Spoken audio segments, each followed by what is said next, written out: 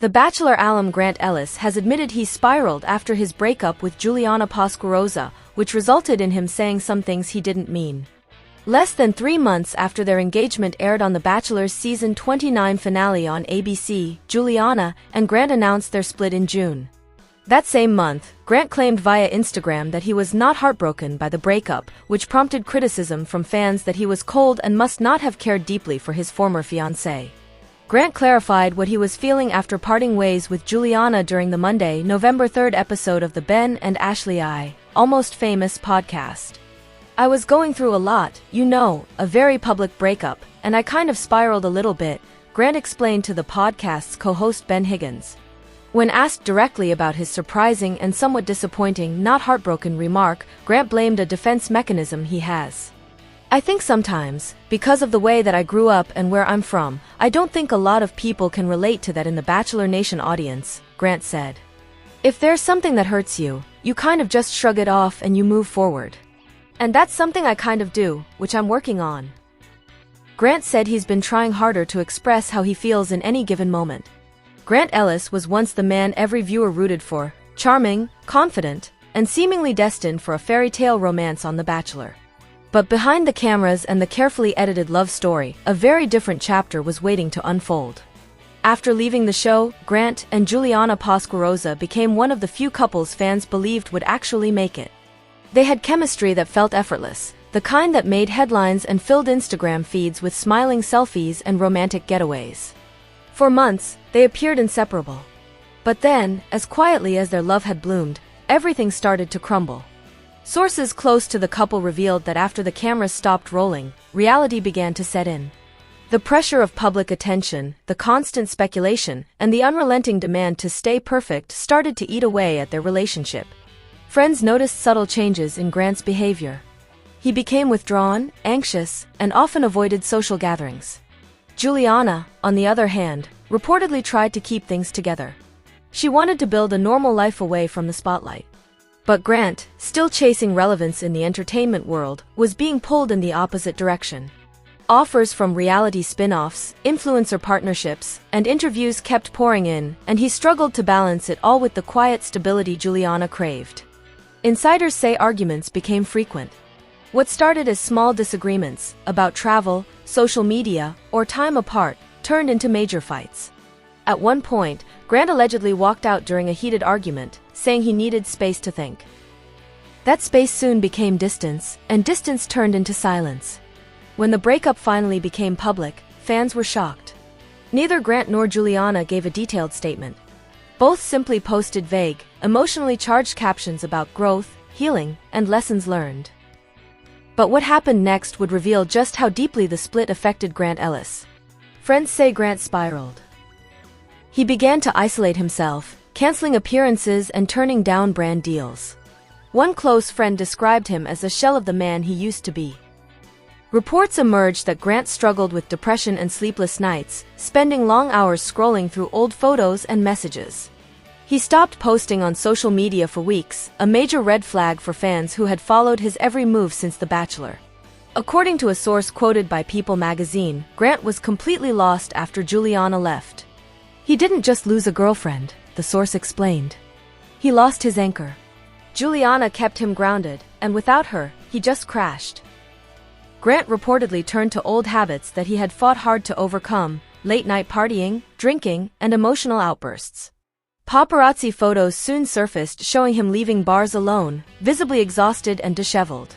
Online forums exploded with concern, and fans flooded his old Instagram posts with comments like "Stay strong, Grant, and you deserve happiness." Behind the scenes, his family was worried. His sister, according to reports, flew in to stay with him for several weeks, trying to help him get back on track. Grant started seeing a therapist, and for a while, it seemed like things were improving. But even then, the emotional scars were deep. Juliana, meanwhile, was moving forward quietly. She began focusing on her career and mental health, sharing posts about self-care and independence. Her followers noticed a shift, a sense of peace and renewal. For Grant, however, every new photo she shared was a painful reminder of what he had lost. Friends say Grant reached out to Juliana multiple times, hoping for closure or reconciliation. Some texts reportedly went unanswered. Others ended in tense exchanges. He couldn't let go, one insider shared. He kept replaying everything, every argument, every good memory. It was eating him alive. By mid-year, Grant's public appearances had almost completely stopped. He pulled out of a scheduled podcast interview and was absent from several events where fans expected him. When he finally reappeared online, it was with a cryptic post, a black and white photo of an ocean wave with the caption, "Sometimes you have to drown before you learn to swim again." That single post went viral. Fans speculated about its meaning, and tabloids ran headlines about Grant's emotional breakdown. But people close to him say it was actually the start of a slow recovery. Grant reportedly checked into a wellness retreat in Arizona, focusing on therapy, meditation, and time away from social media. There, he began to rebuild, not his fame, but his peace of mind. He realized he had built his identity around the show, around being loved by strangers, said a friend. When that went away, he didn't know who he was anymore. This breakup forced him to face that. Over the next several months, Grant stayed out of the spotlight. He avoided interviews, rarely posted online, and spent more time with family. Those who saw him described him as calmer, more reflective, and genuinely committed to healing. In a private message later leaked online, Grant allegedly told a friend, "I don't hate Juliana. I just wish I'd been the person she needed me to be. Losing her taught me everything I didn't want to learn." It was a heartbreak that reshaped his life. Though he's been approached multiple times to return to reality TV or participate in spin-off shows, insiders say Grant is no longer interested in the spotlight. "He's focused on stability now," said one source. "He's working on small creative projects, keeping things low-key, and finally taking care of himself." Meanwhile, fans continue to hope for reconciliation. But those close to both Grant and Juliana insist that their chapter is closed, not out of bitterness, but acceptance. Grant Ellis's story serves as a stark reminder that love on reality TV doesn't always translate into love in real life. The cameras capture the chemistry, the romance, and the fantasy, but they never show the quiet unraveling that happens when the lights go out. After the split, Grant spiraled. He crashed. But slowly, he began to rebuild. And while the fairy tale didn't last, maybe the lesson did, that sometimes heartbreak is the beginning of becoming whole again. "When it comes to things that make me feel good or happiness or love, I express that, and I wear my heart on my sleeve," Grant shared. "But when it comes to things that cause me pain or hurt, I kind of shrug it off and act like it doesn't bother me as much as it does." So when you're the lead, everything you say obviously people took that the wrong way. But Grant insisted that he was hurt and it was tough for Juliana to break off their engagement. "We had broken up when I was trying to make it work, and it was a very public breakup," Grant revealed. "So me saying that it doesn't bother me, obviously wasn't the right move. But yes, it's like a defense mechanism for me, just saying, 'Oh, I'm not heartbroken, but really, you're hurt.' That's what it was, for me." Ben asked Grant to share what he'd tell the public if he could go back and redo that moment. "I don't know if I would have said anything," Grant admitted. "I think regardless, one thing this experience has taught me is you can't go wrong with being yourself because people are going to love you or hate you based off of biases they have against you. So I think, with me, maybe I wouldn't have crashed out." Grant also said he was getting so much backlash from Bachelor Nation for his broken engagement. "I got a lot of hate just for being myself," Grant vented. Grant shared how he had grown up in a tough neighborhood in New Jersey and his father was addicted to drugs, which made him go into the Bachelor experience reserved and careful. "I was afraid that people would judge me," Grant admitted. "And I think that came across on camera instead of me letting loose and being myself. I could have been more myself, but I'm happy that I was a gentleman during the show." Grant concluded, "I don't have any regrets, but looking back, maybe I shouldn't have crashed out so hard post-show." Shortly after Grant and Juliana announced their split, Grant hinted via Instagram that calling off the engagement wasn't his idea. "I didn't break up with anybody," Grant said in late June. "It was mutual. It was a mutual thing. It wasn't working." When asked for her take on whether the breakup was mutual, Juliana hesitated and shared with Jason Tartick on his Trading Secrets podcast, "It was. I think after the initial conversation, we had a lot of conversations that it made sense for the both of us." But the breakup didn't make much sense to Bachelor Nation. Although there were rumors Juliana and Grant's relationship was on the rocks, the pair had laughed them off earlier this year. Grant and Juliana had even been insisting for months prior to their split that they were going strong and planned to move in together in Boston this past summer. Juliana and Grant got engaged in the Dominican Republic at the final rose ceremony of The Bachelor's 29th season. The Bachelor finale that aired in March had shown Grant appearing to still be undecided between Juliana and his other final two bachelorette, Lisha Gar, only minutes before the final rose ceremony. Grant had said he was in love with both women, and also repeatedly told Lisha that he was in love with her. But Grant chose to dump Lisha in second place, leaving her feeling blindsided and devastated. Shortly after The Bachelor's season 29 finale aired, Grant faced backlash for allegedly leading Lisha on. Lisha claimed on The Bachelor, after the final rose in March, that Grant had confirmed they were getting engaged the night before the final rose ceremony. Lisha proceeded to throw shade at Grant on social media once the show wrapped. Lisha claimed on The Bachelor, after the final rose in March, that Grant had confirmed they were getting engaged the night before the final rose ceremony. Lisha proceeded to throw shade at Grant on social media once the show wrapped. The Bachelor, The Bachelorette, Bachelor in Paradise, Bachelor Pad, and The Golden Bachelor have produced dozens of Bachelor Nation couples over the last 23 years, however only a small portion of those couples are still together today. The Bachelor debuted in 2002, and this year's season, the show's 29th edition, ended with Grant Ellis getting engaged to Juliana Pasquarosa. The Bachelorette premiered in 2003 with Trista Wren as the star, and season 21 starring Jen Tran ended with Jen and her winner Devon Strader already broken up by the time the finale aired on ABC in September 2024. As Bachelor Nation fans are aware, both stars also competed on Dancing with the Stars last fall. Other fairly recent The Bachelor or The Bachelorette stars like Ari Leyendik Jr. and Becca Kufrin's journeys to find love may also still be fresh on Bachelor Nation's mind, but what about all of the others? And what about Bachelor in Paradise, which debuted in 2014? After 9 exciting seasons of drama, love and heartbreak, where does a couple like Raven Gates and Adam Gottschalk currently stand after falling in love in Mexico? With each passing season of the franchise and its many spin-offs, a lot of couples have failed to make it work in the real world, but some lovebirds have gone all the way to tie the knot. Get ready to take a trip down memory lane and revisit all of the successful Bachelor couples over the last couple of decades. And just wait until you see the 12th slide of our gallery, which features a married couple even die-hard Bachelor fans probably don't remember. Click the Begin Gallery link below to view photos of the happy couples that are still dating, engaged, or married. Being a reality TV writer means staying up to date on popular reality TV shows, which sometimes means watching shows I don't necessarily enjoy. The Bachelor Nation shows tend to fall into this category.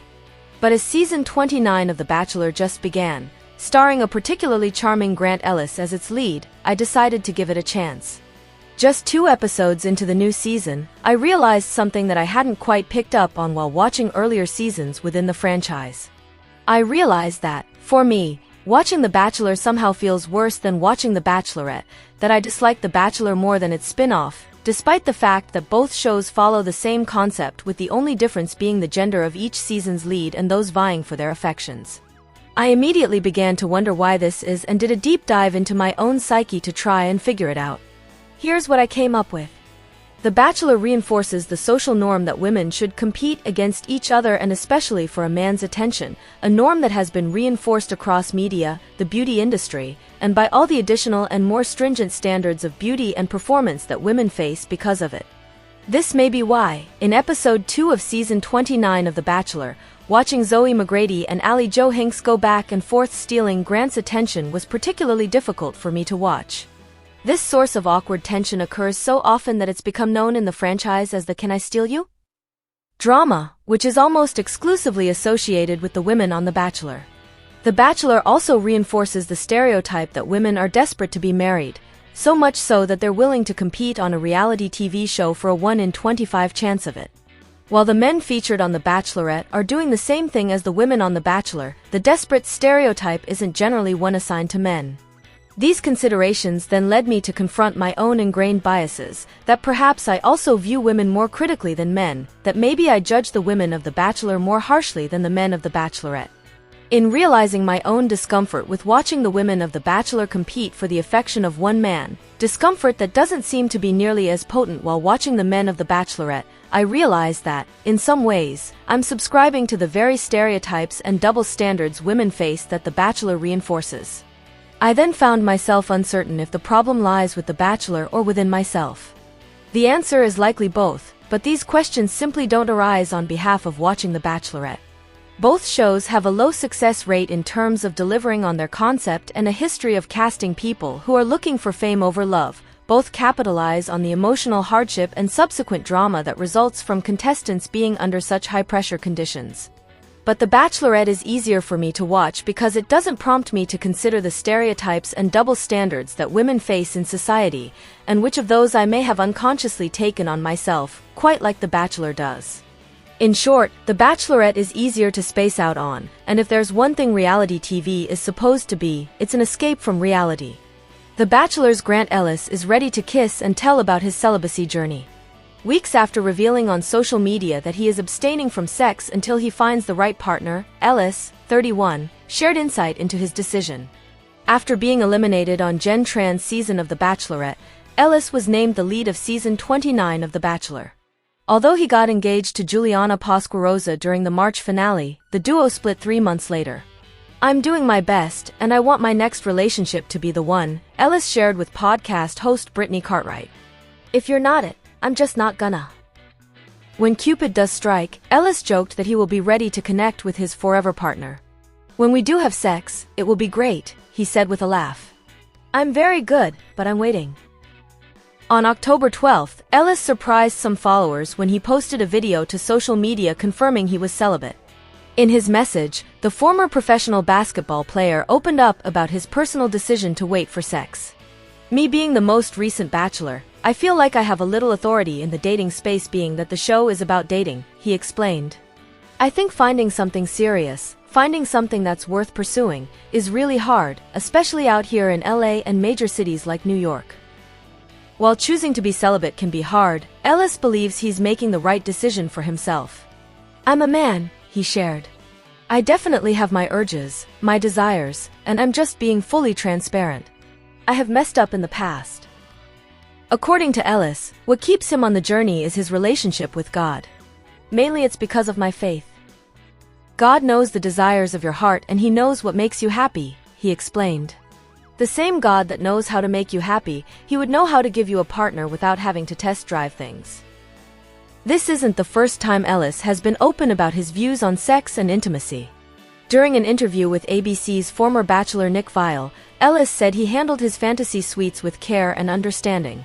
"People are going to think I'm a player or this or that, or that I'm trying to get my rocks off," Ellis said on a March episode of the Viall Files podcast. "I wasn't. I went in there with real intentions, and prior to that, I was celibate for a year.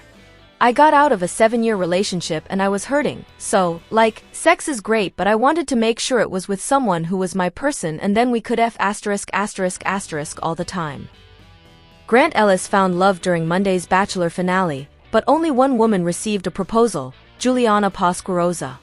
As a result, it was venture capitalist Lisha Gar who left as the season 29 runner-up. Lisha, 31, received an "I love you" from Grant, 31, during their fantasy suite date in Punta Cana, Dominican Republic, but he says his heart ultimately belonged to Juliana, 28. "That was the hardest thing, but ultimately it was the best thing for Lisha," the former professional basketball player tells People in this week's issue in a joint interview with Juliana. "For me to be in a relationship where somebody may be loving me, but I'm not receiving it the way that I want or the way that I need, it would be unfair to that person." In the March 24th finale, Lisha confessed her feelings for Grant and said she was in love with him. She also told him she saw herself having a family with him one day. But Grant had to break the news that he was going in a different direction, telling her, "I love you very much, I want to give you everything that you deserve, but I'm not your person. And I'm sorry that it got to this point. My emotional connection is stronger someone else." Lisha said she was disappointed by the news and snapped back at Grant, "You're different than I thought." Reflecting on the difficult moment, Grant admits it was hard letting Lisha down, and the pressure of doing so led to him feeling torn right up to the very end.